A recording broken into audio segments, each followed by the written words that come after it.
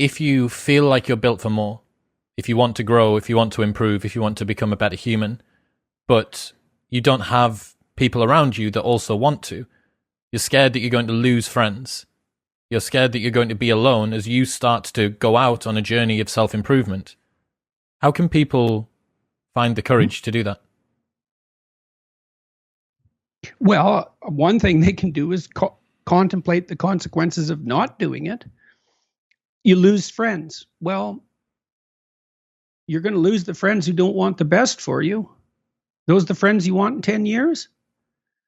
I mean, you lose friends. Well, maybe you gain new friends. Maybe you gain better friends. Or maybe, miracle of miracles, your friends pick up their mess too and move forward. Maybe not. And I'm not naively optimistic about such things, but you have to contemplate the price you pay for inaction. And this is something I did with my clients all the time. It's like, well, I don't want to change jobs. Well, no wonder.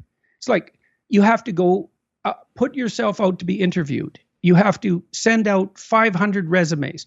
You have to be rejected 499 times. You have to polish your interview skills. You have to update your CV, which means you have to take a real look at the inadequacies in your preparation. And maybe you won't find a better job. It's like, no wonder you're afraid of that. Okay, you're in this job you hate, and it's 10 years from now. How does that look? Think about that. You already know you're in a little hell. You know perfectly well it's going to get worse. Which is more frightening? Action or inaction? Well, the thing about inaction is you're blind to it, eh? So you can hide from it. Well, that's chapter 3 again. Do not hide things in the fog. Do not make the assumption that inaction has no price. And so then you think, I'm terrified of this, but I'm even more terrified of that. And, you know, people have asked me, for example,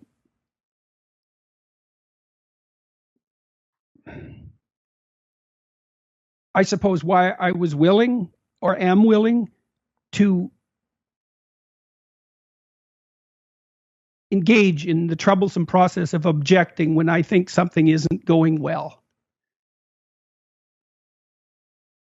Because I'm more afraid of the consequences of inappropriate silence.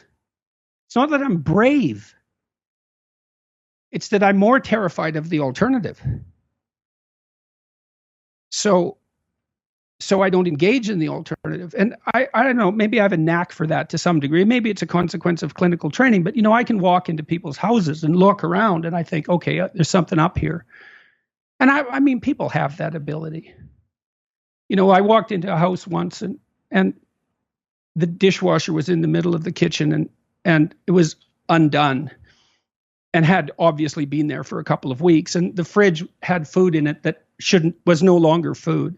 And the cupboards had unopened wedding gifts in them, like 5 years after the marriage. I thought, there's a lot of things in this household that are being swept under the rug.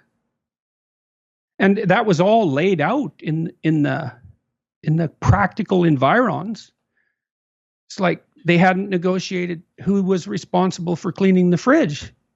They hadn't even been able to open their wedding gifts. It's like something's rotten deeply so. And so I could see where that was headed without a tremendous amount of effort on the part of the people. And it didn't work. They were divorced, you know, a couple of years after that in a very ugly manner for very ugly reasons. Well, I knew where that was headed, you know, and under different circumstances, I would have said, what the hell is that box doing there?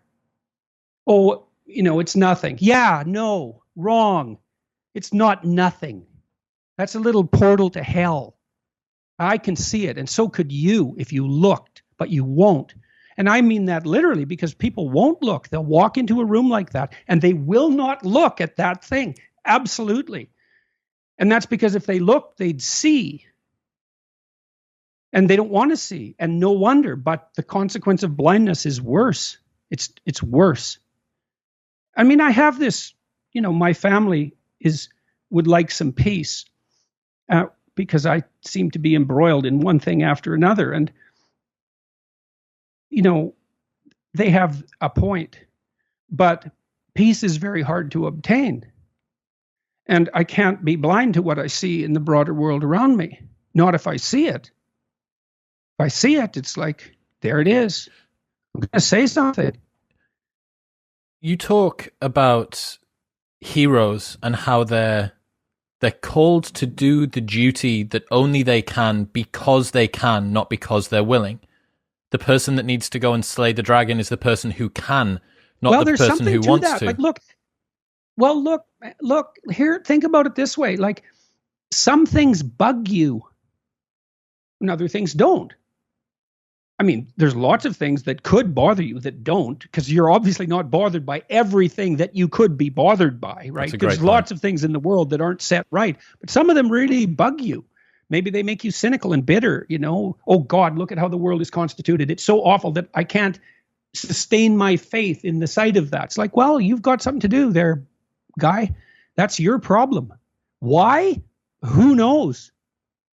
I would say the reason is that it's your destiny calling to you in the form of guilt over unfulfilled obligations. You have an instinct for growth.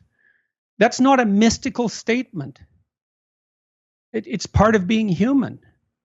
We don't reach the limits of our potential. We're neotenic in some sense. We're continual children, biologically speaking. And so we're always transforming and changing in some direction.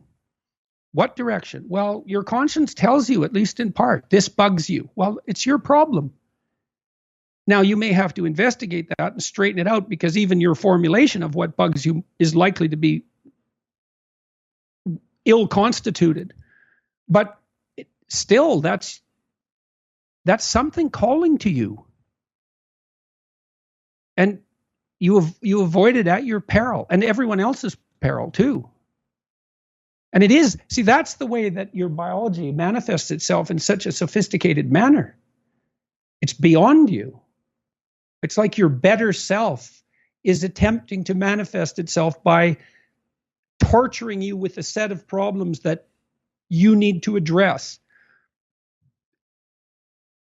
And then you can refuse that, but then all the meaning goes out of your life if you do that. That's not good. Thank you very much for tuning in. If you enjoyed that, then press here for the full, unedited episode. And don't forget to subscribe. It makes me very happy. Peace.